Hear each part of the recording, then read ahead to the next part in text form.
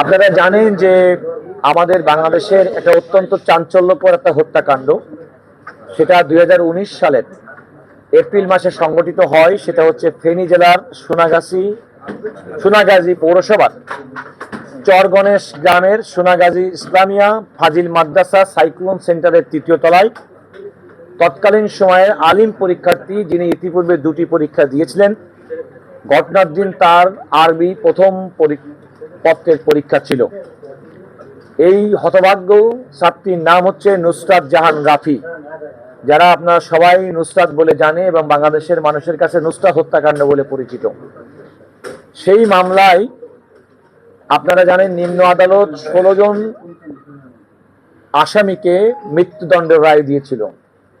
সেই 16 জন মৃত্যুদণ্ডের রায়ের পরে আপনারা এও জানেন যে আমাদের ফৌজদারি ব্যবস্থায় নিম্ন আদালত কোনো ব্যক্তির মৃত্যুদণ্ডের রায় দিলে যতক্ষণ না পর্যন্ত সুপ্রিম কোর্টের আপিল হাইকোর্ট বিভাগ সেই দণ্ডটা মঞ্জুর না করেন রেফারেন্স আকারে, ততক্ষণ পর্যন্ত দণ্ড কার্যকর হয় না। সেই হিসেবে এই রেফারেন্সের পাশাপাশি দণ্ডপ্রাপ্ত সাজাপ্রাপ্ত 16 জন অভিযুক্ত দণ্ডিত ব্যক্তি সুপ্রিম কোর্টের হাইকোর্ট বিভাগে নিজ নিজ দায়িত্বে আপিল দায়ের করেন। সবগুলো শুনানি চলছিল। আমাদের মাননীয় বিচারপতি ভীষ্মদেব চক্রবর্তী এবং মাননীয় বিচারপতি AK-M রাশিদুজ্জামান রাজা দ্বৈত বেঞ্চে।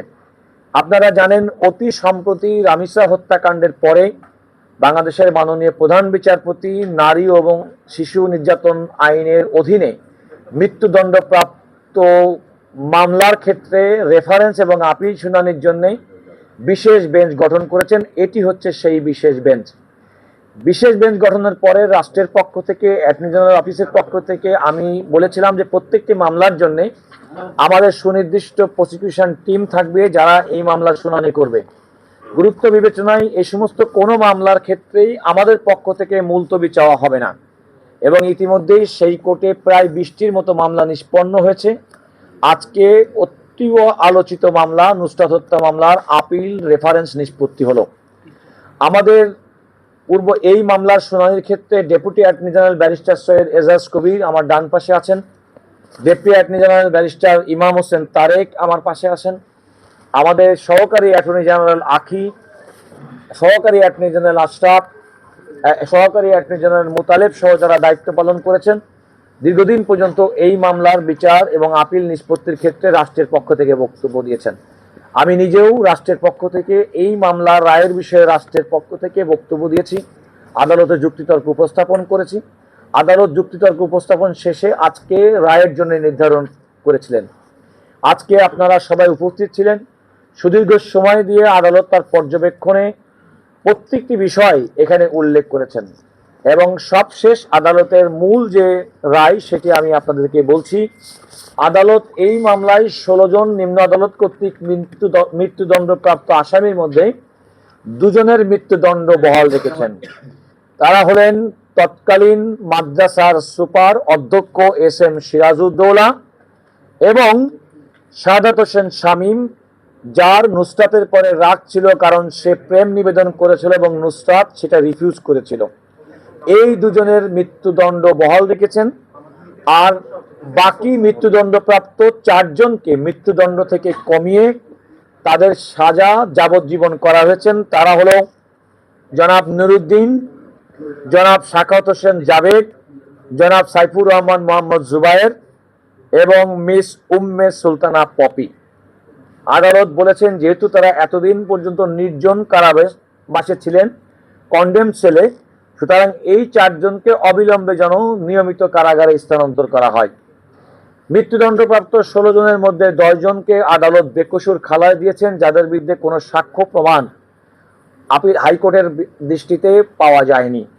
তারা হলেন কামরুন নাহার মনি, ঘটনার সময় যিনি গর্ভবতী ছিলেন, হাফিজ মোহাম্মদ আব্দুল কাদের, মহিউদ্দিন শাকিল, ইমরান হোসেন মামুন, আব্দুর রহিম শরীফ, মোহাম্মদ শামীম 2, কারণ শামীম একজন, যার নাম হচ্ছে সাদাত হোসেন শামীম, তাকে মৃত্যুদণ্ড দেওয়া হয়েছে।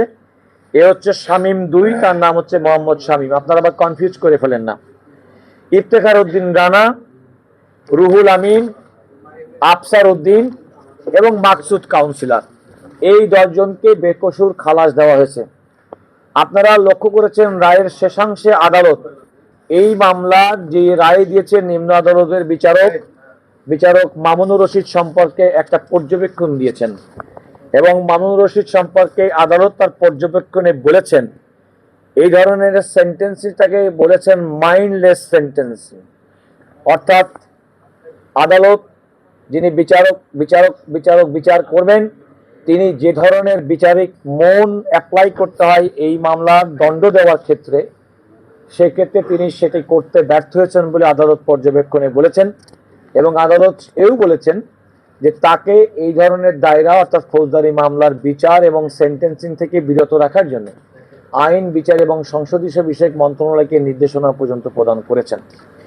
এখানে আপনাদের বেশ কয়েকটি বিষয় হয়তো আপনাদের প্রশ্ন আসবে, কিন্তু আমার কতগুলো বিষয় আপনাদেরকে জানানো দরকার।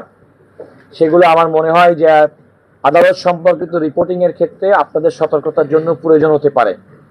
আপনারা দেখেছেন রায়ের পরও আমি আদালতের দৃষ্টি আকর্ষণ করে আমি যে আদালতের রায়টি শুনেছি সেটা সঠিক আছে কিনা তা যাচাই করেছি এবং আদালত সেটা বলেছেন যে হ্যাঁ এটাই আমরা রায় প্রদান করেছি। এখানে ঘটনাস্থল তো আগেই বলেছি, সোনাগাজী পৌরসভার সেই সাইক্লোন সেন্টার মাদ্রাসার মধ্যে এই পরীক্ষার্থী ছিলেন।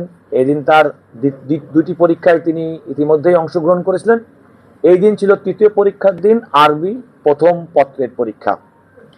ঘটনার সময় তার বান্ধবী, যে কিনা পূর্ববর্তী ঘটনা অর্থাৎ জনাব এস এম সিরাজউদ্দৌলা 27